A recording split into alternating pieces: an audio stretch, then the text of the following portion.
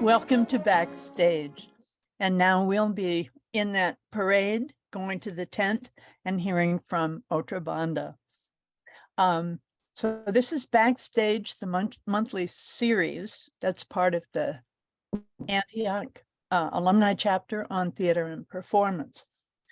Today, by extremely popular request, we're hearing from members of the Otrabanda Theatre Company, who are, it's kind of a storied company, and Antioch is very proud of them. Before I turn the program over to the Otrabandas, I wanted to say that my father's memorial service was in 1978, and it began in the Antioch area theater with the Otrabanda Company entering from the back of the theater, the top of the stairs, and under a huge dragon, they raced down the stairs and opened the ceremony. It was just a fabulous, fabulous time. And I mean, I'll always love them for that. The Otrabanda Theatre Company, with a continuing and changing membership, has been putting on shows for more than 50 years. With us today are Graham Paul, Roger Babb. Where's David? Yeah. David Dawkins. Hello. And Susan Horowitz, who's also managing the audio video presentations and the photos. Okay, so maybe would each of you just, there's Susan, would each of you just start briefly by, well, I think Graham, you had a few words, and then we'll ask them to just tell us what they got going into this. That's great. Thank you, Paula. That's really nice. Okay, we're going to try to do this impossible thing today, which is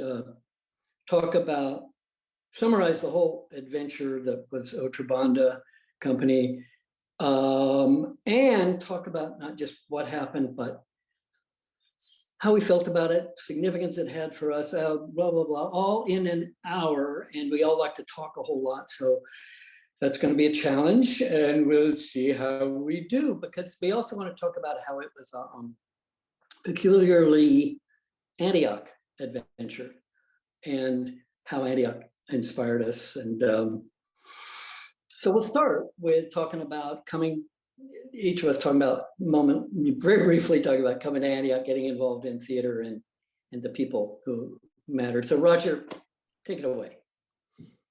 I'm Roger Babb, and I came to Antioch in 1966 from Asia. I had grown up in Hong Kong and the Philippines, and I came directly to Antioch College, which was a strange, adventure. I got into the theater by being in a play, Per Ubu, Ubuwa, and it was incredible. And then I never left the theater after that. And I had left Hong Kong, and I left my family behind. I didn't have a family, but theater became a family for me, particularly Paul Treichler, who was an incredibly wonderful and generous person, and Meredith Dallas, who was my first great teacher of acting. That was my introduction to Antioch. Is that it, Roger? I'll take over for a moment just to say that I came to Antioch, and I had been, in community theater and high school theater. I was like an actor, and I wanted to find out people who weren't in theater. So I stayed away from the theater department and Paul Treichler, who I got to know later, and Dal, but I couldn't help it. I drifted back into the theater. So I had one foot in, one foot out. And yet I have indelible memories of Paul and of Dal, who was just incredibly generous, wonderful, most amazing director that I've known. And gradually got to know people like Roger and David and Susan and And then then Tom Brulin, this guy came in. So David, take it away. Well, when I got to Antioch, the first, I wandered down to the theater, and Paul was directing Marat Sade.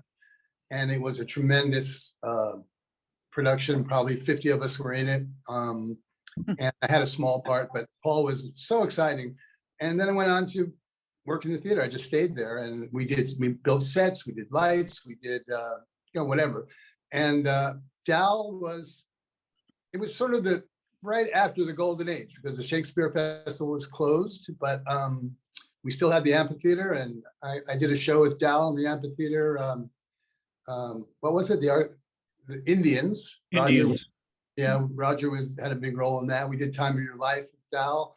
I was lucky to do Wild Duck with Paul Nipson. It was fabulous. A fabulous time. And then this guy came named Tone Brulin, and he was a guest director.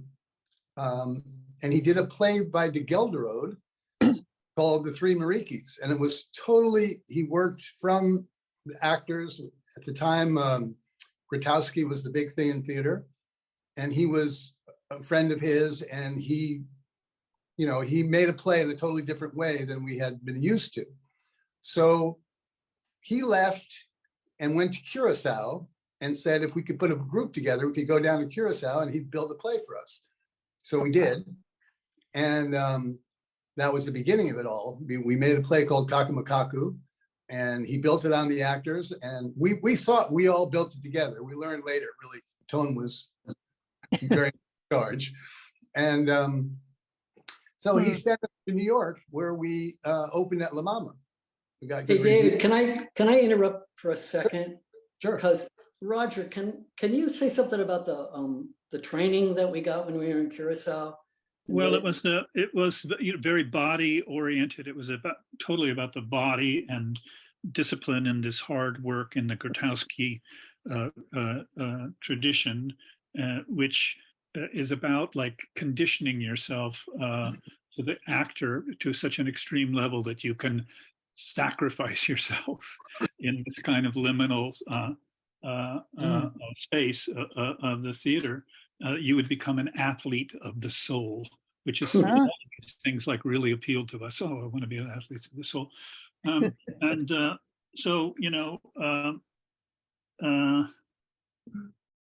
So we would be, doing these incredible exercises, sweating away, trying to do these impossible physical things. And Tone would be at the side, like reading a newspaper, and occasionally he would look over and say, "No, this is shit. Do it again." And this was the height of the master, and he was the master. It was really what we needed, but he was also a playwright, and he got this play together, Kakamakaku, that sent us to New York and started us as a theater. It was very important. Yeah. Hey, and I want to come back to that. Susan, how did you come into the picture? I was not an actor. I was involved with film, photography, silkscreen in the art department, which was right next door to the theater. And I ran into David and Roger and came over and watched them rehearsing for Indians. And I ended up silk screening a poster for the play. And I was really taken with the theater and the communal feeling of the production. It was really wonderful. So I hung out with you guys, all three of you, and Nelson, who was an old friend, and you all went off to Curacao. And so when you came back to La Mama, I joined you in New York and ended up joining the circus for the next 10 years. And I want to stick in a little quick story here, and then David, maybe talk about Kakamakaku, and we can get into stump removal. But I just remember coming back from Curacao. Maybe we'd gone to New York, but we came back to Yellow Springs pretty quickly after Curacao, and Cecil Taylor was in residence there. And I never heard anything like that, this jazz and it was just, when we were in Curacao doing what Roger was talking about, there was this level of improvisation, physical, bodily improvisation with each other. And I listened to watch Cecil Taylor's group, and it's like, that's what we we were almost doing that. We could do that. You know, it just blew my mind. So anyway, David, where are we? Go take it away. I'm going to get into stump removal. We were touring colleges with, or basically places that Tone had influence, and we would go and perform, and we were charging $400. And when we tried to book ourselves, we weren't really getting a lot of action. And the an agent saw the show. He said, "You guys are great. What are you doing? $400? You'll never get a gig that way." And he said, "You have to charge $2,500 minimum, or no one will take you seriously." And so we tried it, and sure enough, the bookings started coming. And we were a theater company. It was kind of strange, but we were not able to make the next play. We thought we knew how to do it because we thought we had already done it, but we learned that we needed to work with Tone again. And we made this second play that the pictures are here now of stump removal, which was great. And we did more college performances, and we had, you know, good reception, and everything was going well, except we were from Antioch. So we wanted to do more than run around to colleges and perform for other people like us. So we said, well, we'll get a grant from the not the National, from Ohio Arts Council to play prisons, shopping malls, nursing homes, and got the money, and we did it. But no one wanted to see it. The prisoners would just shout at it and say, "Hey, green pants, get your butt over here. Come on, bring it over here." Baby." And we went to the nursing homes, they were just, you know, they didn't make anything out of it. And then we went to shopping malls, and everybody said, "Oh, dirty hippies, come on, go away. They're in their underwear, you know. So we had an idea. Diane, who's in the audience here and was in Otrabanda at the time, and I had built a raft many years previously, where I was telling Paul about we built it in the theater. It had nothing to do with theater. We weren't going to do a show at that time or anything. But the theater gave us the shop. We built the raft in the shop, filled it up completely. And Paul Treichler came every day, and he was so excited about it, you know, that it made us feel like, well, this is worth doing. And he had, we didn't know how to make it float. And he took us to a chemical factory that he knew a guy, and they gave us barrels, and he had a lot to do with it. And when we went to the Ohio River to launch it, Paul came, and you know, he was a big influence in theater, but also, I would say, for me, in life. I mean, I always thought, God, if I could be like that when I was, you know, advanced years, which I am now, you know, if I could be as cool as Paul, it would be like spectacular. But so anyway, having failed to get stump removal seen by anybody except college kids, we tried to get money to make a raft and float it down the Mississippi, because what we had learned when we did it before, and Diane could talk about this, we could make her talk, everybody loved it. Everybody, bank presidents, people that owned the stores we shopped at, people that were in little fishing boats, Black people, white people, everybody loved the raft. So I thought, well, let's do that, and we'll bring stump removal, and what a great experience it'll be. So we tried to get $10,000, and the National Endowment refused and said, "We won't give you $10,000, but we'll give you $25,000." And we said, okay. And we had enough money to buy a tent, and off we went. Somebody else should start talking. Yeah. Oh, here, I'm going to interject something. Back up for a second, just to confuse things. But when we were still talking about Kakamakaku, Susan, you might have had a slide and I missed it. But for a while, we were in Baltimore. Dana Denker took over the role from Cynthia, who left the company.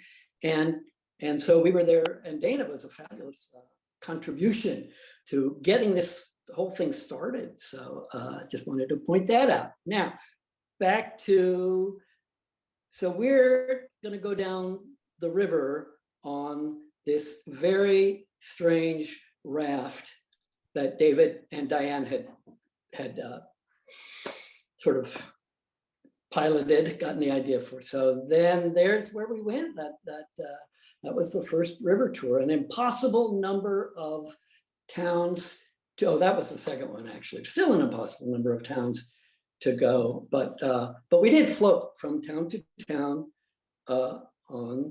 and we had a circus tent and put it up. And we can There's an athlete talk at the about school. this raft and the idea of going down the river and what it felt like. Take it away, Roger. Talk about something.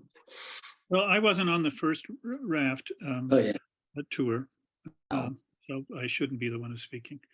Okay. Okay, Dave. Well, Dave, I think one thing that was interesting was that did. we did an advance trip to see if there were some towns that would, you know, publicize us.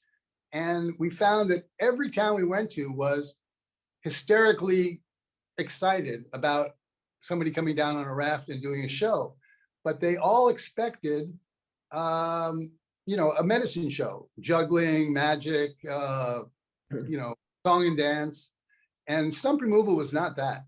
So we quickly put together a little preamble, which was the first river raft review. And the audiences loved it. They went berserk, and it was so exciting because we never had that kind of audience feedback where they would just run up on the stage and jump all over the place. And then we would do, for the second act, stump removal. And it was just like a total abysmal failure. Nobody knew what to make of it. Not every. And, you know, Yeah. we got to the point where we didn't even know if we should do it anymore. And we argued about that. And so we decided in future, we would put our politics or our theater craft into the medicine show style. And Yeah. a little bit. You guys, let's come back to that. But right now, let's give people an idea of what it was like to actually float on the river on this raft and where we stayed and what happened. How, for instance, we'd be floating on the river. We'd know roughly where we want to get to. Oh, Barry's question is stump removal? Where did that come from? That's a long story. We don't even, I don't know. But it took a 3-day meeting to come up with that title. At one point it was going to be called This Play Costs $1,000, but we didn't do that. So anyway, we were on the river floating, and then usually Susan and John Maynard, but sometimes other people, would be driving in our van. We had a van and with a circus tent and going ahead to the towns and putting up posters. And then the van would have to meet on the bank of a river somewhere that looked like that after we'd been asleep for a while. I mean, we spend the night on the bank or on the sandbar. The van would meet us. We'd get food, ice, all kinds of supplies, and either push off again or the van would take us into town if the town wasn't right on the river. So we could put up the tent and do the show. So it was this long process. Susan, say something. What did you do when you went into these towns? We had a van that had a picture of the raft and it said Otrabanda on it, and people expected something from us. They saw the van and they would talk to us and they get really excited about the company coming into town.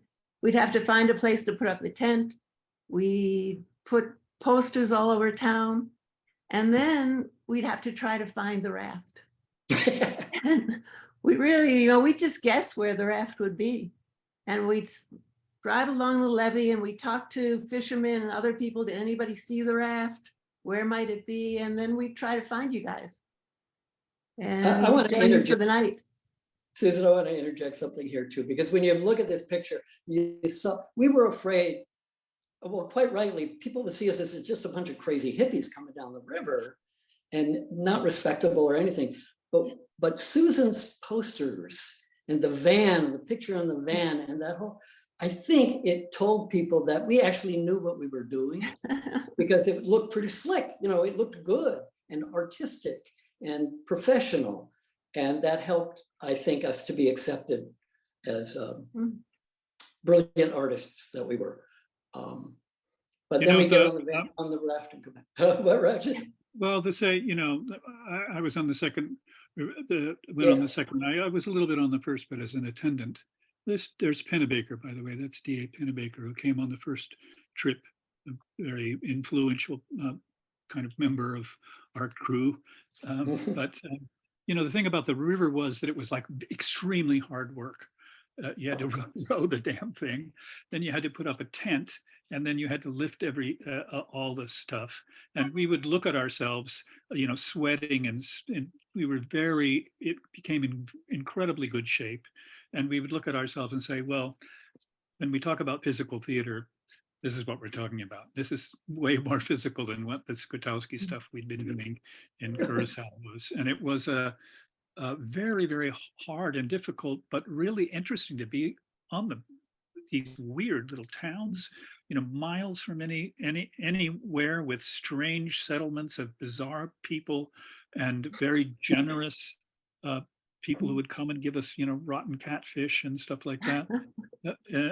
And then we would do the performing, which became over the years an incredible experience. But this, like spending the night on these sandbars, it's like, you're in paradise. It was like, yeah, unbelievable. And then, but then you had to work your ass off to deserve that kind of a privilege.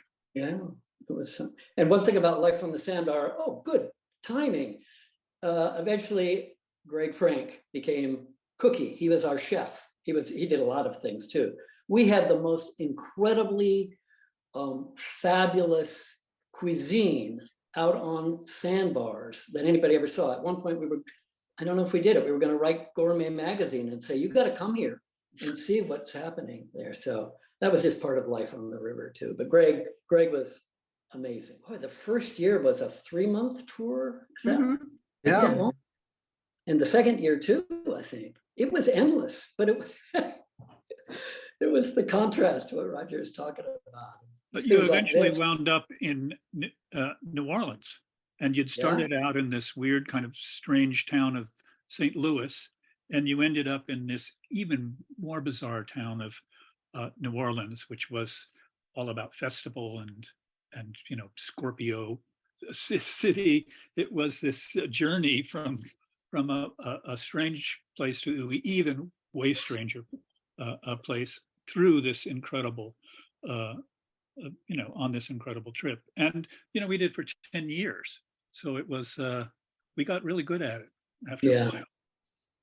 And gradually the ships and the towboats, I don't know, David, talk about navigating the channel or something. Well, those towboats, some of the towboats were 100 yards, 100 yards bigger than a football field. So they could not stop on a dime. And if they came around a bend and you were in front of them, you might be crushed. So we would stay out of the channel or try to stay on the edge of the channel, because if you weren't in the channel at all, you had no current. And then as soon as we saw a barge coming, towboat, we would jump on the oars and row like hell to get out of the channel. And either they were very friendly guys and come out and they just thought it was cool that we were there, or they would, be unbelievably angry at us for, risking their lives and, risking our lives and therefore, putting them in danger. But basically everybody was so friendly and everybody was so helpful. And wherever you went, people just loved you because you were doing that. They always had wanted to do it, and they just vicariously enjoyed it. Right. And then after the second trip down the river, I think, we did something else completely different. We went to Malaysia. How did that, David, say something about how that happened? Well, at that time, we wanted to make another play in that tradition of Tone Brulin. And we failed at it. We weren't doing well. So we thought, well, maybe we can pay for Tone to come and work with us a little bit. And we realized it would be much cheaper, because he had a family and children and a wife. It would be much cheaper if we just went to Malaysia. He was working at a university there. So we went, and this picture is part of the, a shot of the play we made there. And I love that play. We came back, we opened it in Washington, D.C. in the Smithsonian. They let us play right in amongst the space capsule. moon capsules and everything. It was like, they just gave us the place. So, but I wanted, okay, there's something I wanted to say about doing stump removal on the river, which was the one that no one wanted to see. And a story that I have about it, maybe a little bit out of order, but I just get it over, is that we were doing, many years later, we were very popular on the river. We were doing our shows. Everybody loved them, had music, dance, everything they wanted. And this woman came up to me. She said, "You all kids are so cute.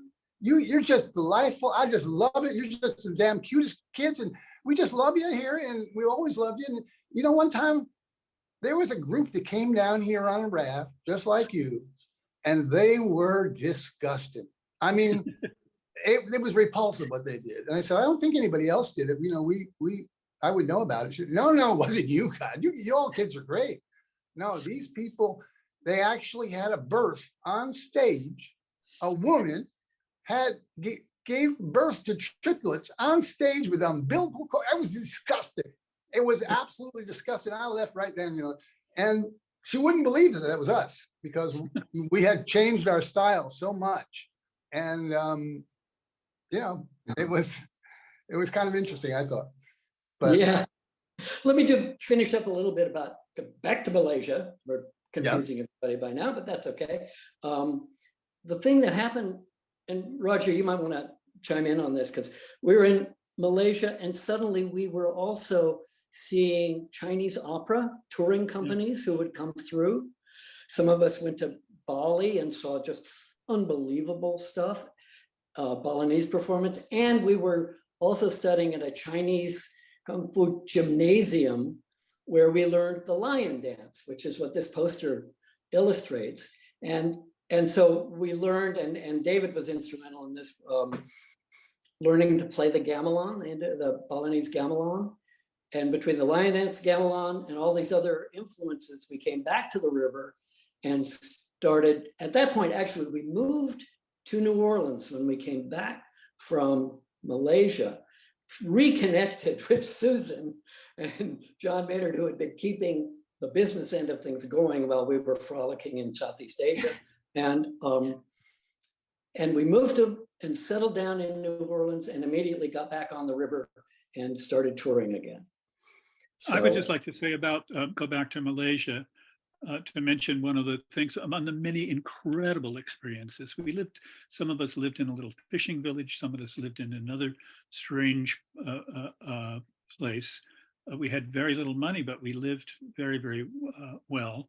But, you know, one time we were walking along in Georgetown, in this the city there in Penang, and these almost naked people came by for the Festival of Subramariam, which is an incredible festival where there were these men who had big hooks in their chests and in their back, and they were dragging these little theater type wagons with people in them, and people were running in front of them and smashing coconuts, and there was just a kind of a pandemonium of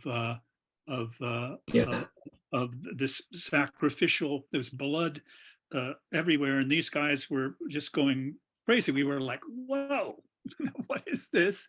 This is like some kind of strange, we didn't know what the hell it was. We couldn't even. But it was performance. It was amazing. Performance. It exactly was performance.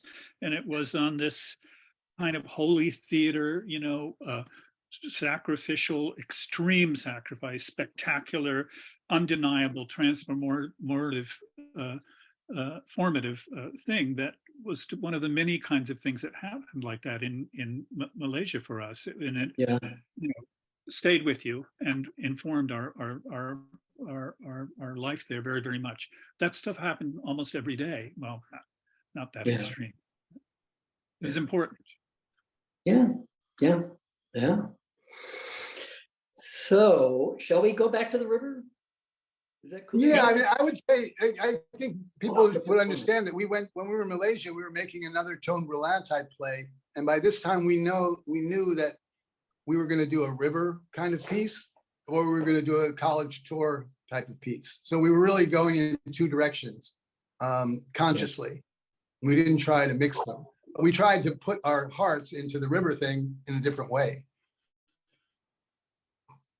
Yeah, yeah, and that going back to the river and then bringing in these other elements was just amazing, because the river performances were always, these kids, adults, a lot of times around the back of the tent, the men would be sitting on their pickup trucks while the women and the kids be in town. And also the amazing thing was how rarely there was an integrated audience, but sometimes Black audience would be on one side of our aisle that we made, and the white audience for the other, but everybody be in the tent. And year after year, going through going down the Mississippi and through the Delta, and watching things change. There was a little town called Gunnison, where the first couple of years we went down. Uncle Joe, big fat white guy, very nice, very friendly, welcoming, brought us in. We stayed there at his house. And then a couple of years later, there was a Black woman who was the mayor of Gunnison. Whoa, things had really changed. And so then we would, and at one point with the tent, we had one center pole and a circular tent. And then after a couple of years, we added a second center pole, and we doubled the size of the tent. We put in a stage, we started having lighting, amplification of sound. And then it got just amazingly sophisticated and funky. It was something. And then we would come back to New Orleans and perform in like housing projects and parks. And there's the larger version of the tent. So that those subsequent. David, it's a good. David, go ahead, Roger. Sorry. I just want to say, David, what was it like putting up that tent in those small towns? Well, the thing about the tent was, if we went to a town like Memphis, Susan would have already gone, got a television crew there, done, professional publicity in the newspapers. But we went to a lot of little towns that didn't even have a newspaper. They didn't have anything. And we would just pull up, and when you put the tent up, that was it. The whole town would be there. So one day we were putting up the tent, and you see these kids, they would help us. And, sometimes their parents would help us, and it would be 100 of us putting up the tent. So one day it was a very bad rainstorm, a lightning, and Rochelle, Roger's wife and one of our big stars, was afraid of lightning. And it was pouring rain. She said, "That's it, we're not doing the show. Lightning is dangerous." Well, and I was going like, "Hey, we've done this. All these people are here. We're going to do the show." So we finally, Rocky was more influential with everybody, and we said, "Okay, we're not going to do it." We packed up, we stopped putting up the tent, and the rain stopped. So, all the people that were standing around kind of cheered, and we started putting up the tent again, and then it was on again, off again, on again. And so finally I said, "Okay, let's take a vote. And if we don't want to do it, we're not going to do it, but I want to do it." So I knew I was going to lose the vote. So I said, "Who wants to cancel the show?" And there was a large amount of Otrabandas wanted to cancel the show. And then I said, "Well, who wants to do the show?" I just wanted to put my hand up and say I was disgusted. I wanted to do the show. I put my hand up with 3 or 4 others and looked around, and we were standing in pouring rain, and all these kids were very seriously raising their hands, and all their parents raised their hands. So the vote was like 260 to 8.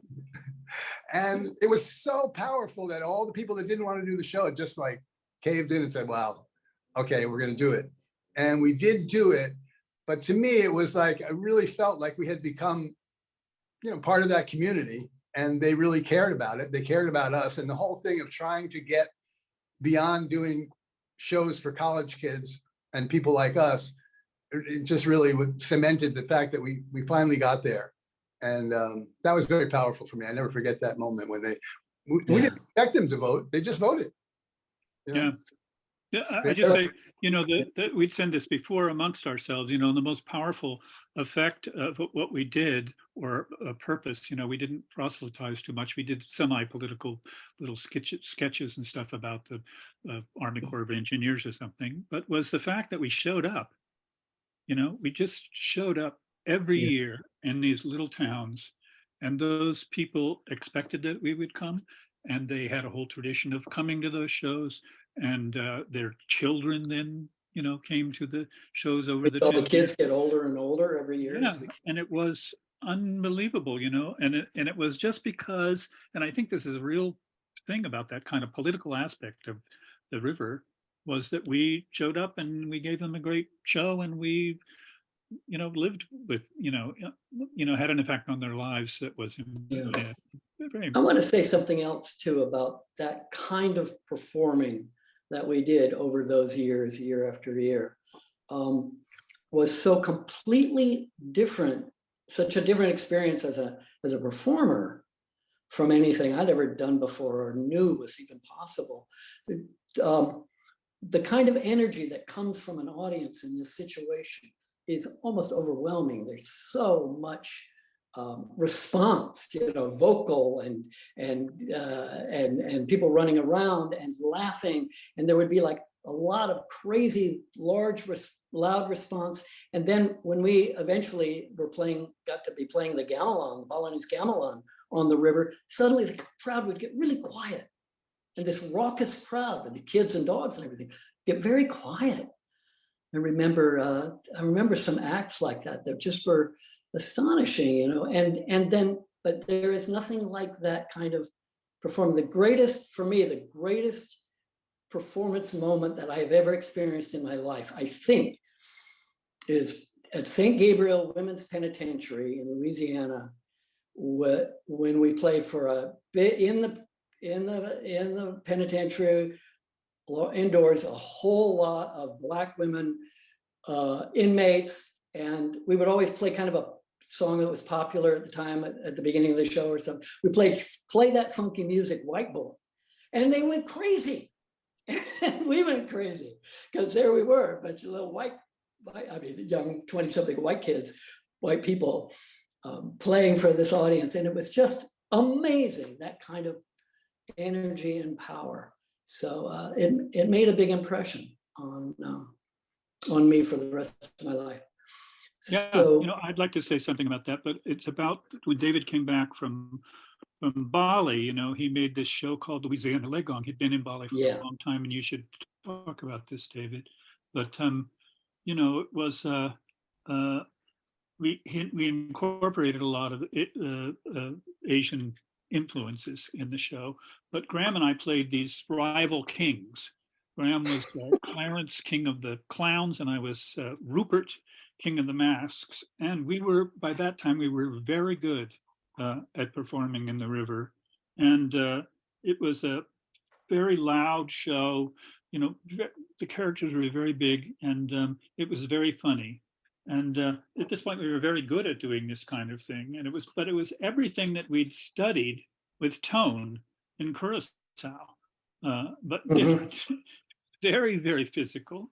It was in the body. It was holy in a kind of weird way, in this kind of Dionysian sense, because we would get so drunk with the power of being in that kind of position that we would have a kind of ecstasy of bravura acting.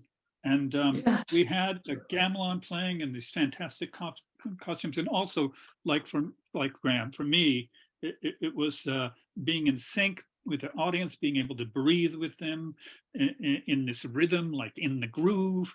And we would surrender to that energy. And it had this, you know, strange, incredible space. And between that, David and the company had created this incredible piece. I learned so much about acting, being in that piece, that stayed with me for the rest of my life. You know, it really impacted all of my acting in New York and stuff like that. And then that was in this little levee, you know, in Gunnison, Mississippi, Rosedale, Mississippi, in front of this incredible audience. It was impactful artistically on me for the rest of my life.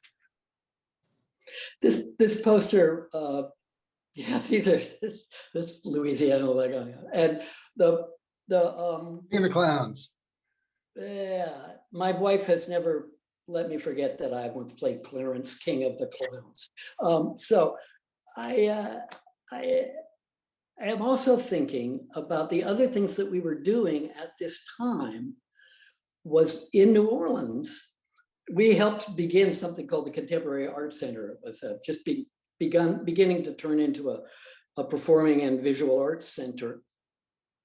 And we created some things for that space, not to tour, not on the river. And there were a different kind of performance and a dance concert and very different. And then Paul Treichler and J. David Goldern came down and helped, and Paul directed us in a Moliere play that was the Doctor in Spite of Himself, and J. David trained us to actually play music that was almost good, and we were but all of that was informed by all this river energy. And then at one point David had gone to Brazil, and I think that's when you were in Brazil, David, or maybe it was when you were in Bali. We made a play called Glass, which was not taken on the river, but we did a tour of science museums around the country funded by the National Science Foundation. And the idea was still there about let's perform for audiences not in a theater and not on a college campus necessarily. And some of that, so there were ways in which these things fed each other. But it was mainly very serious theater, as you can tell. I saw Glass when I came back from Bali, and I had been in a very, very different and theatrical world in Bali. It was nonstop theater everywhere. And I came back very eager to kind of share that. And that was the making of Louisiana Legon. But when I got back, you guys were doing Glass, and you had, what do you call that kind of music made on the computers and stuff? And it was with a full dance thing, full costume. Yeah, there it is. And I mean, I was just sent into heaven. I couldn't believe it. It was nothing to do with any kind of thing that I'd seen in Bali. It was nothing to do with anything we'd ever done on the river or with Tone. And it was a whole new direction. It was like, I mean, very, very exciting. So the company was doing a lot of good things. That show was written by us with Mark Dunow. I just want to mention that. Another Antioch, of course. Yes. Yeah. I remember one of the things that the Bali experience was a whole thing, but just a little trivial part of it, which was very important to us, was when I was with the Chinese opera in Bali, they always used microphones because they had big audiences. And I thought, well, we could really expand our show if we had microphones. And at first it didn't sound, oh, that's not cool or whatever. But in New Orleans, they had a lot of rock, they had a lot of music, and it was easy to find people, real professionals, would set up a sound system for us. And we started doing shows with microphones, and it made a big difference. I mean, it was not like a deep artistic thought or anything, but it totally changed our relationship to the audience. We could have, people could sit up on hills far away from us and whatever. And, just things like that led to changes that were fun to go through.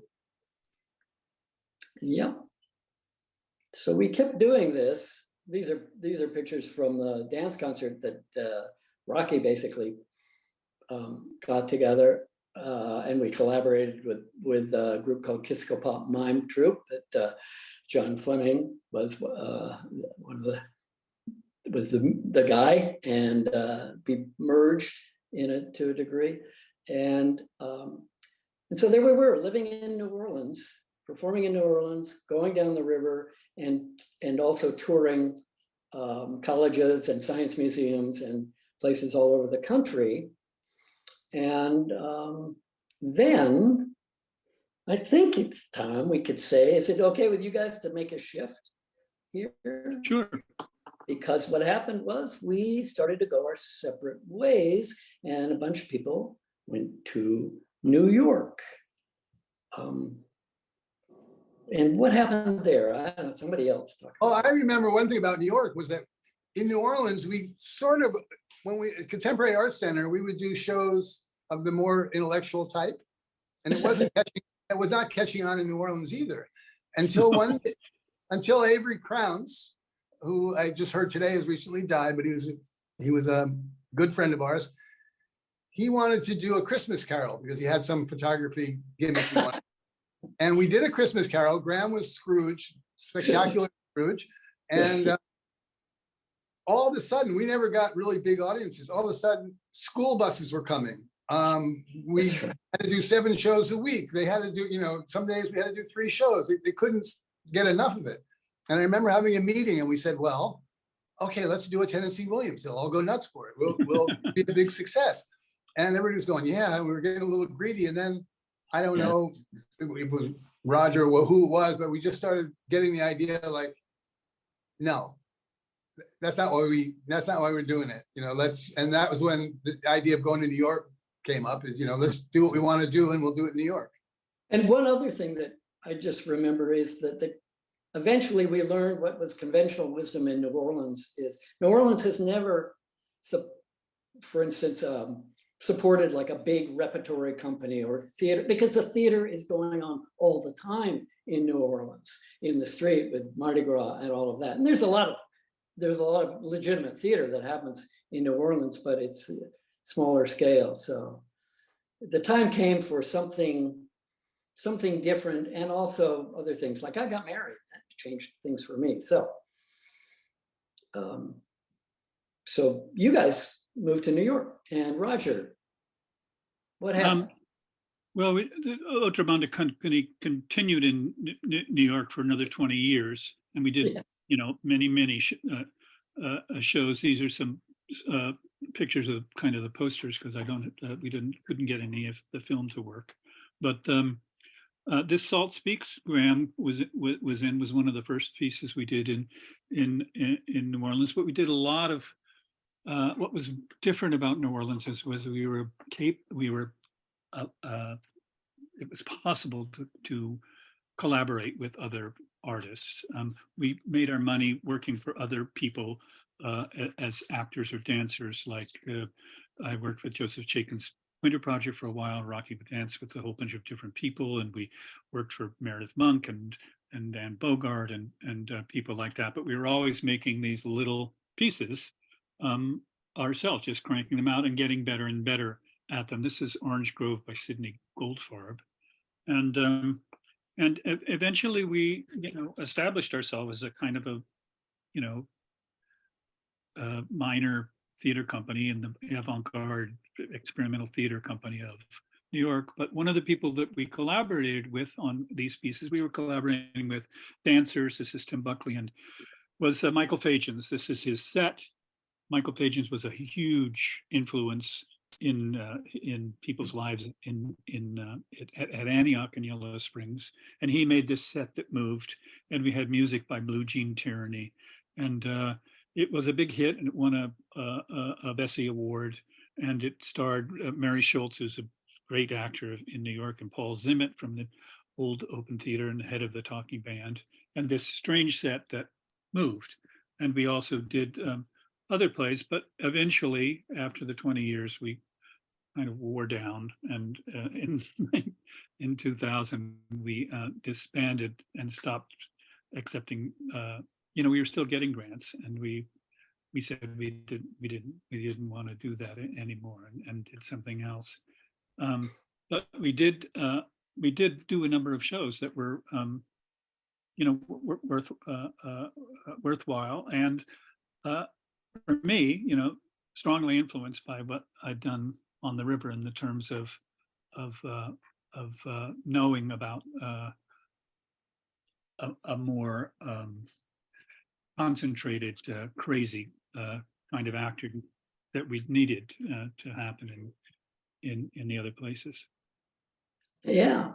So Roger, you and Rocky and Louise and various other people kept Otrabanda going in New York, but eventually John Fleming was one of them. Yeah. Well, and John Fleming was doing it. Yeah. And but, and then people started to do other things too. I went to graduate school and ended up teaching in Asheville, North Carolina, which I did for 30 years. David, just say a couple of words about what you did after Otrabanda. On the river, it always goes back to the river for me. We wanted to get it filmed, the very first tour, and I called D.A. Pennebaker, who had done Don't Look Back and Monterey Pop, and was a big guy. But someone told me, oh, he would listen. So I called him and I said, we're doing this show at the Smithsonian, but we'll bring it up to New York and show it to you. What do you think? And then we're going to put it on the river and it's going to be like great. And all. And he said, don't worry, don't bring it here. And he got on a train that day and he came down and he watched the show. And he said he's going to try and raise money to do a film on the river because he thought that was going to be a tremendous, change for us. So I remember we were in Oshkosh. I don't know if it was called Oshkosh, Wisconsin, but it was where the factory for Oshkosh jeans. And we were touring. Yeah, maybe. We pulled over and we're eating at a cafe. And I called Pennebaker to see if anything was happening. And he said, yeah, I just got the money. It's going to happen. So it was a funny little cafe, deserted, with one young lady was waiting on us. So I said, do you have cigars? And I bought a box of cigars and we all lit up with cigar and sat at the table smoking cigars, celebrating how famous we were going to be and how great it was. And I just remember this girl was like agog. I really wanted to, throw her in the truck and bring her with her, but it was, so Penny came on the river and we became very close friends. And he went to Bali when I was there and he made a little film there. And, so I just started working with him. And I did that for 12 years. It was a great experience. I loved him. I loved his wife. And we had a, good thing going. We made a lot of good films. And then I just worked in film after that. I never considered that I had a career in film, but I did it for 25 years. I paid for it, so whatever. But I mean, the raft thing for my whole career, whatever it was, that was the peak of it. And I think a lot of us still live together on the Delaware River now. And to me, it's just important to maintain that. You meet other people. I'm just an old guy. They don't know anything. But when I'm with Roger and Rocky or Graham or anybody, it's like we have this history that goes back. And we did a lot of great things together that were very moving for us. And we moved other people. And, it really was a beautiful experience. I think, the thing about the river is really important because we all have houses on the Delaware River within a half a mile of each other, and Mark Duna lives close by, and Ellen Meadow lives close by. Unfortunately. Not Grandpa, but that idea that, I didn't have a family when I came to Antioch. When I was through with Otrabanda Company, I had a family, and I had a family not only of the people that had been on the river, but their children. All our children grew up together on the river, and it's been an important connection for us. The Mississippi River and the Delaware River is, good thing. We put up the tent for Roger's daughter to get married. That's right. Yeah. And Susan, you and I were at different. You ended up in Hawaii. So, what have you been doing for the last 30 years? Well, I went to Hawaii and worked with the Hawaii International Film Festival and brought in films from all over the world. Moved over to the University of Hawaii and started a film institute there, and which, has, morphed into this film program where we had, we brought in people from all over the world to do workshops, talks, seminars. And I felt like there was this community there too, just like Otrabanda. They're all over the world working on different projects that would come together when they could. And that was always really important to me to keep that going. And to see you guys occasionally, 25th anniversary, whatever. So, yeah, and I still have a program online, Pacific New Media, which is workshops in film, video. Yeah. And I went to, I got a job teaching at a little college called Warren Wilson College. And the reason I got the job, reason I applied for the job was I saw a listing in the like Chronicle of Higher Education. Theater director needed for small innovative college. I went to a small innovative college. That might work out. And it did. And I was there for a long time. And there are some similarities between Warren Wilson and Antioch. And so I taught and directed plays and worked with students, and the whole experience from being at Antioch through all of the Otrabanda stuff. And also Antioch, I realized I was trying to find like, what's the through line? What's a consistent thing? This is today I was thinking about this. And it's like, somehow that desire to do things differently, to do something new, or do it in a new way and not be satisfied with the standard old, I was going to be an actor and go to graduate school and be in a repertory company somewhere.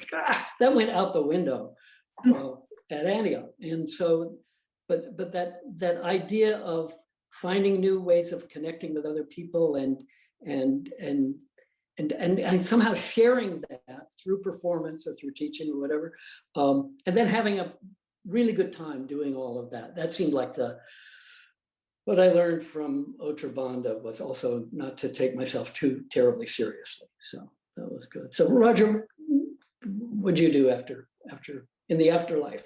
I went to, I got a PhD in theater. I had been teaching at Princeton and Swarthmore and stuff like that. And I continued, and I got, a job at, as a professor at Mount Holyoke College, and then I dabbled in academia, which was very unsatisfying.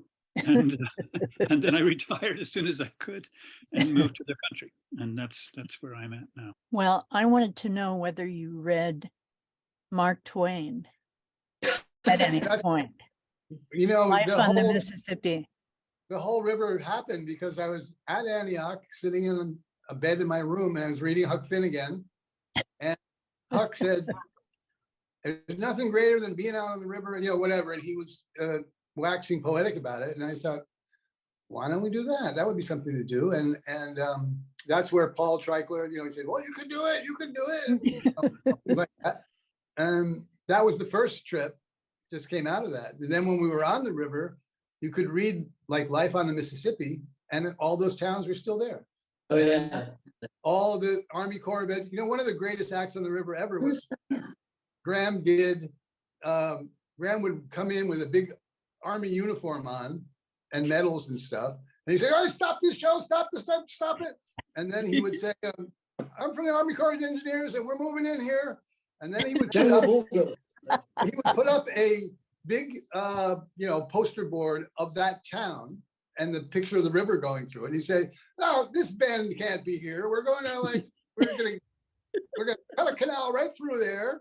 And then we don't need this, and you people, you won't be on the river anymore, but it'll be fine. And the people would go crazy. And each town had a different map. But the Army Corps David, was a big laugh for Mark Twain. That was a really interesting, that was a real learning thing. Also, I remember, because I was learning to juggle and being a juggler whose main act was dropping the balls. But I remember on one of the early trips on the river, they had just eliminated the toll across Helena, I think, maybe Helena, Arkansas or something, the bridge that went across the river. And so I just kind of spontaneously said, and now I'm going to end my juggling act with the Helena toll-free special. And just if you connect with their specific situation, which everybody who started doing community-based theater and all of that stuff knew so well. It's powerful. Okay. When you looked for financial support like NEA, what was your pitch?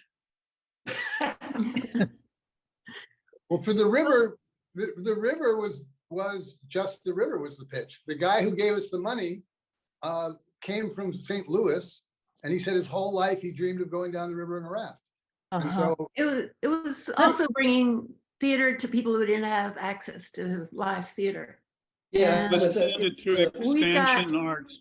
we got every grant that we applied for, Yeah. which was Am I right in thinking, I've always hesitated to say to like students, hey, you guys, we did this, you could do that too, form a company, do whatever you want. Well, it was the 70s, and somehow I think money from places like the NEA or even state arts councils was a lot more available for crazy ideas. Reagan, So- Reagan ended the expansion arts program. Right. He did, That's what. Wow.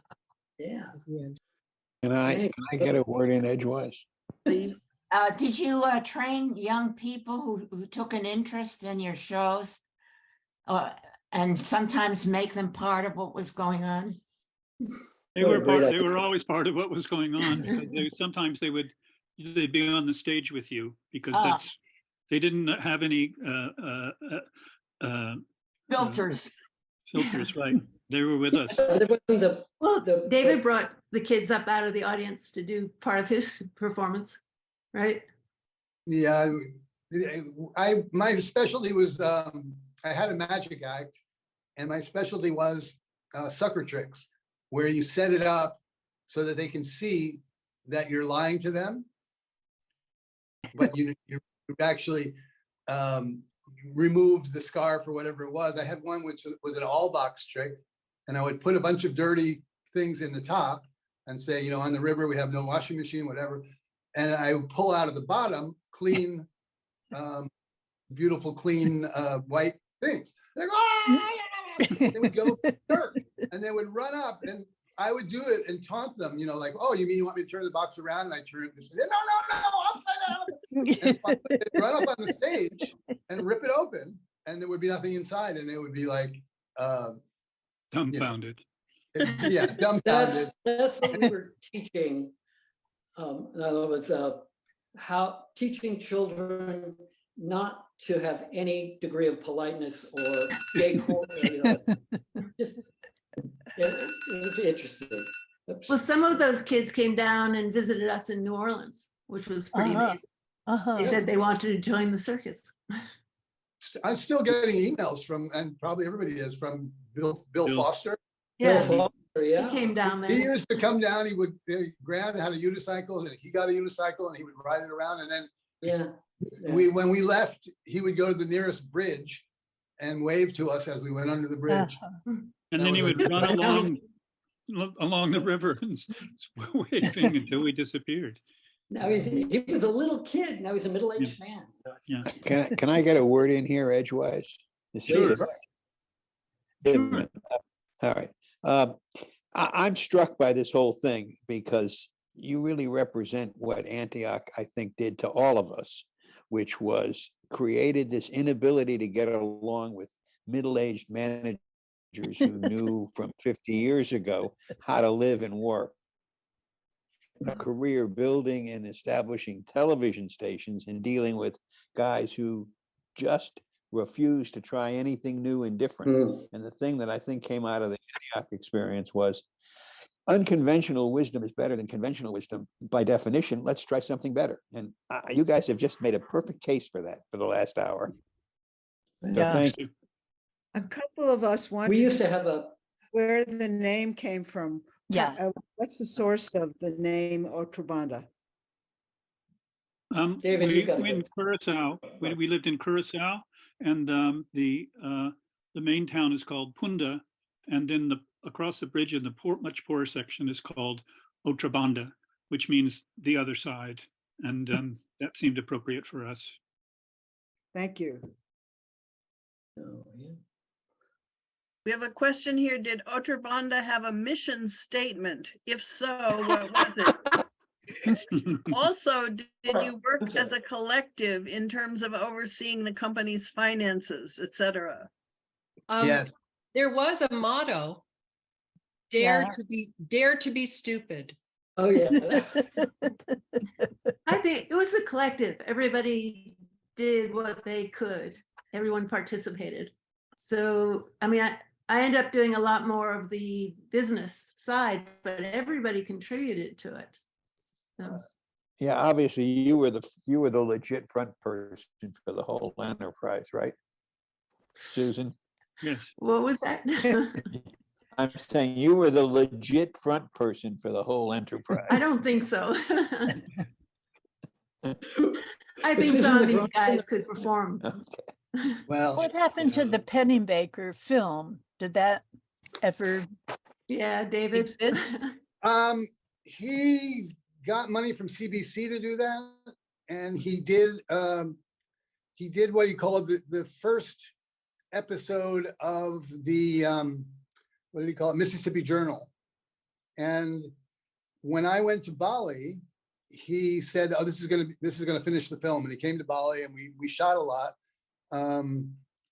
but yeah, they never, there's boxes and boxes and boxes.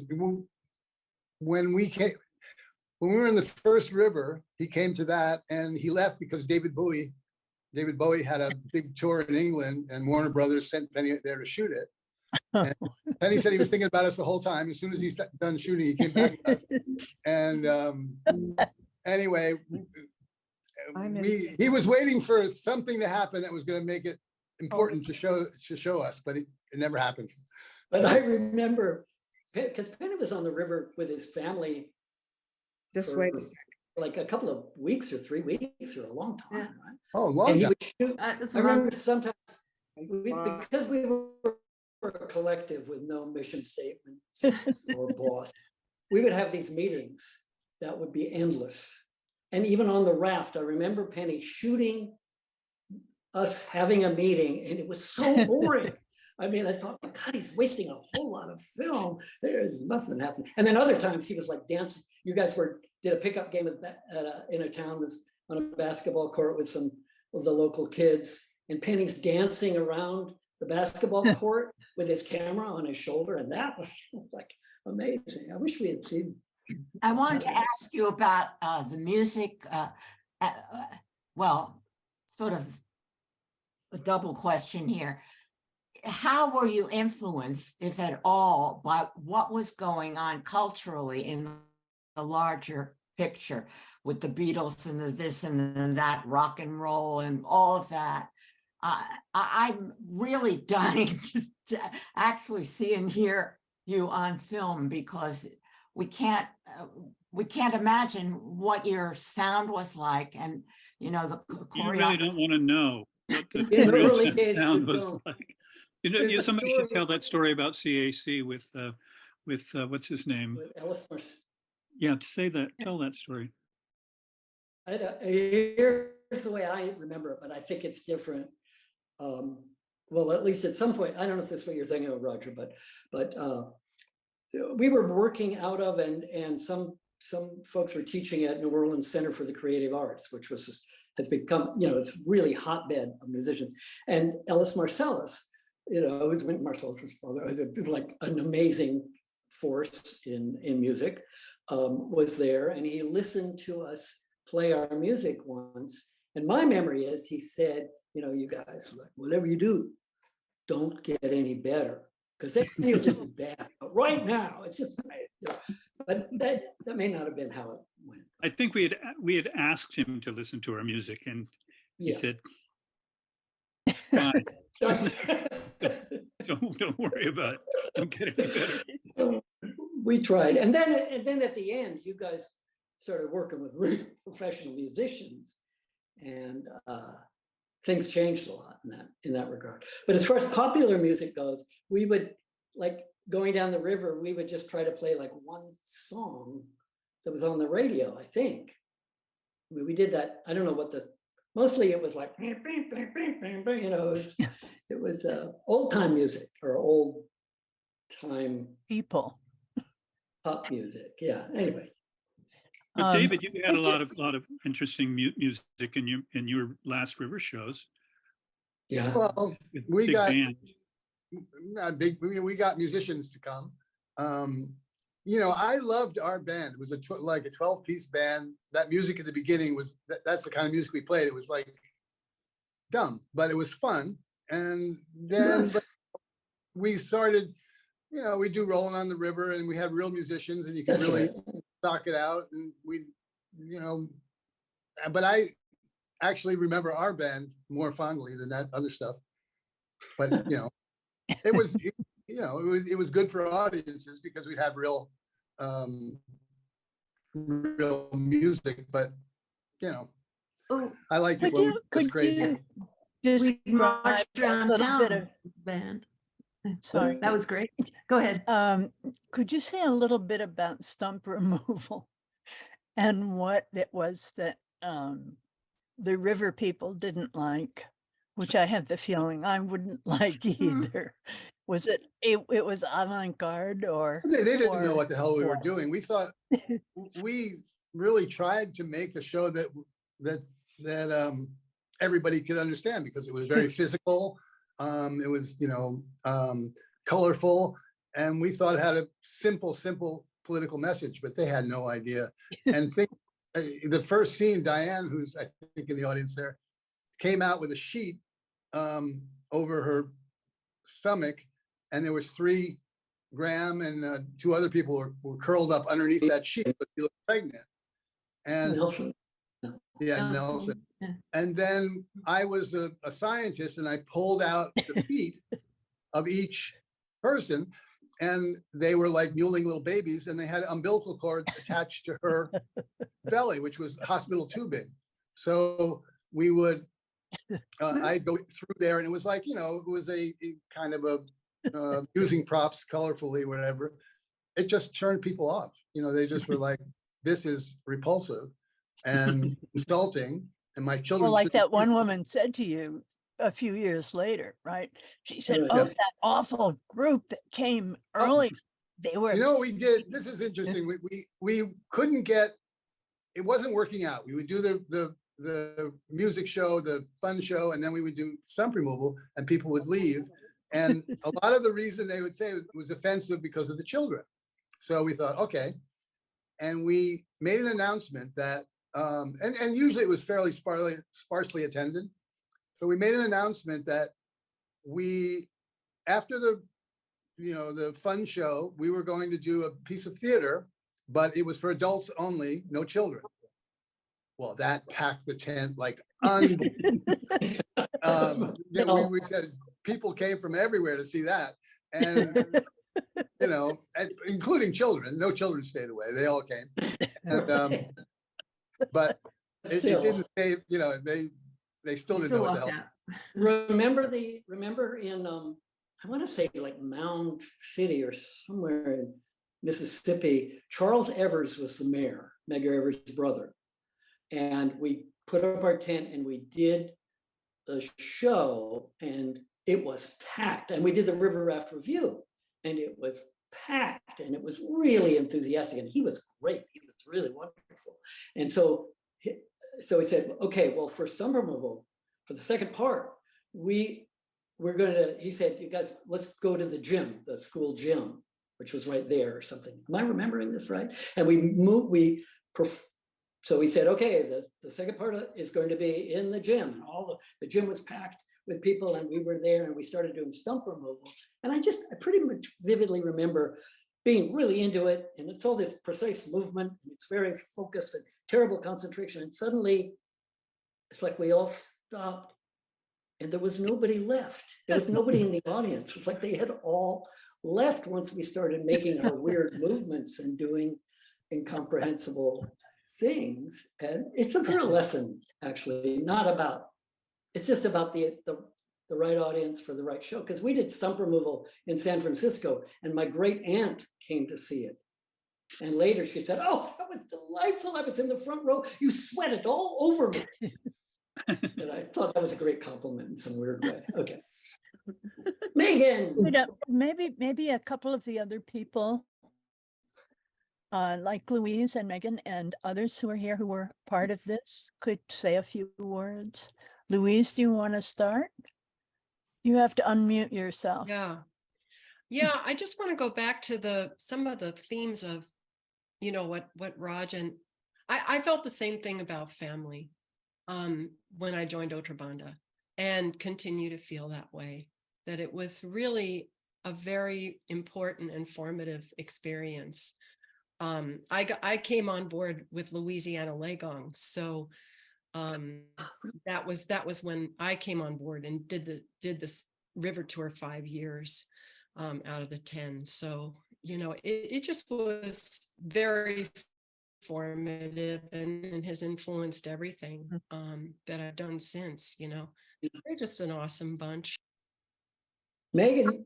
I you were on the was, river. but You came to just, the river. but as a scribe, not a performer. I was so I know. mad at you, Megan, because you wrote a big article in the Washington Post. Yeah. And you said, oh, David Dawkins, I had bought a pair of painter pants at a thrift store in Caruthersville, and I was wearing them, and you took a picture and put it in the paper and said, here's David Dawkins in his white ducks. And I resented that so much. But That anyway. was not my fault. I didn't write the That was cut lines, but we do You have were some. great. It was, come on, it was good publicity. Nobody Oh, ever heard. It was a great article. You did Another your story Used it about- all the time with our Another press story about pads. Megan. Megan was a big star at Antioch when we were little nips, and Megan was yeah. like the established star, and she was doing, I think, Three Sisters, and Cherry Orchard. It was Cherry Orchard. yeah, Hi, and Terry. Hi, Terry. One of those Chekhov plays. I reckon, yeah. I And was so- Madame Renevsky. there's a scene where she, Were, she Welcome to has a Trump. scooter come, and Diane was doing the props, and when she opened the trunk to pack her stuff, she was telling a story about all right, somewhere in this play they tell about a child that died. So Diane thought it would be funny to put in the prop box a little dead child. baby with X's over her eyes and said little Misha. And Grisha. Grisha. okay, and whatever it was, Megan, we thought it was funny, and I was off stage watching it. Megan was so pissed, yeah. and it just was not professional. to Did her. I She- break character? No. No, you did not. Diane just apologized for that. She sent me a private message, said, I'm really sorry about Grisha. But I do have a couple of sort of questions. My memory of taking the first class with Tone was doing the body work and then moving on. And he wouldn't let me ask questions. There were no questions allowed.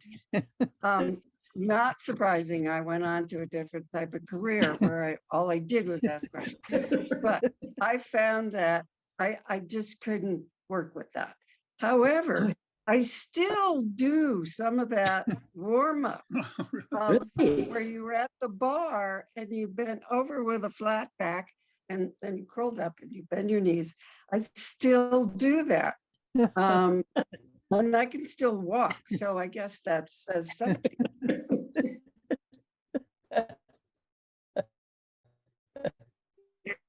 And Roland was- I do remember, as I said in the chat, that we stopped in Natchez and to watch Nixon's resignation. Uh-huh. And we had to rent a hotel room to get a TV. So I just remember Mhm, being, mhm. and it was the Eola Motel. And I don't know, I just remember that.